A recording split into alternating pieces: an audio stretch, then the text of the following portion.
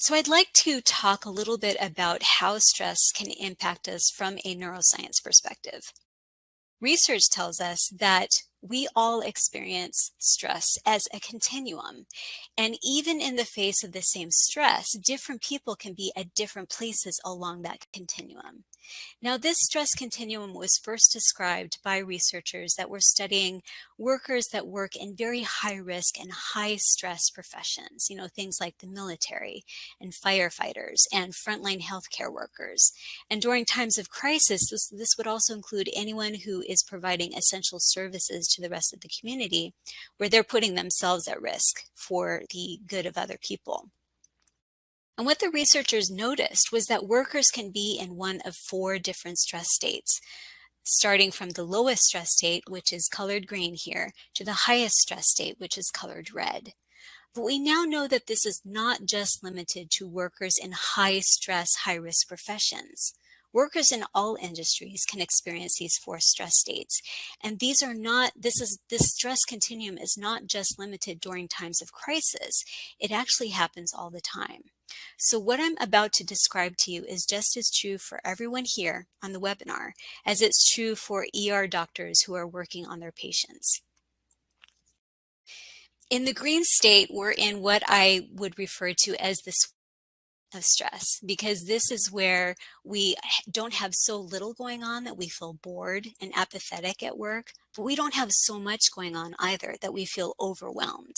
So in the green sweet spot of stress, we feel calm, we feel energized, we feel motivated, and we definitely feel in control of what's going on. But then maybe something happens at work. It doesn't have to be a large thing, but it's just something that gets under our skin a little bit. So these short-term minor irritations can start to ratchet us up from the green sweet spot up to yellow. So we can start to feel a little bit tense, a little bit irritated, and we feel less motivated, less focused, and less in control. Now we can move from yellow to orange when the stress that we're experiencing becomes more severe and more persistent. This level of stress can result in what's called stress injury. This means that the stress has reached a point where it can start to injure our mental and physical health. And just like any physical injury that you and I experience, if stress injuries aren't allowed to heal, then they're going to start to fester, and they can turn into what's called stress illness. You may have noticed, if you're a team leader in your organization or a manager, you may have noticed that different team members can be at very different places on this continuum. So for example, let's say that you have two team members that are exposed to the exact same stressful event.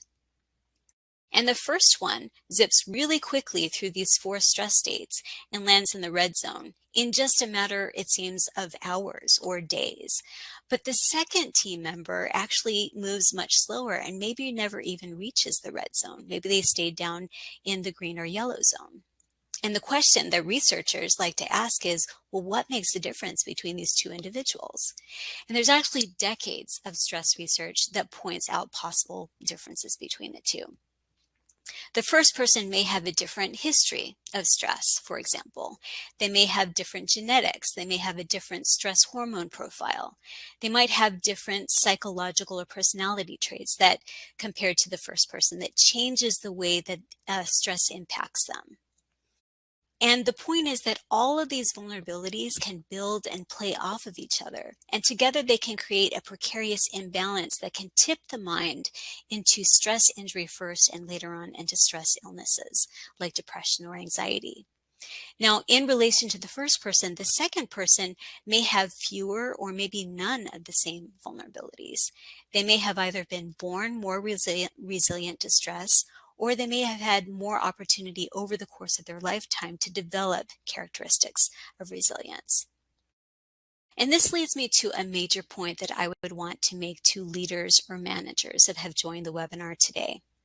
Differences in all of these stress vulnerabilities can often explain why you see such wide differences in how your team members are handling stressful situations.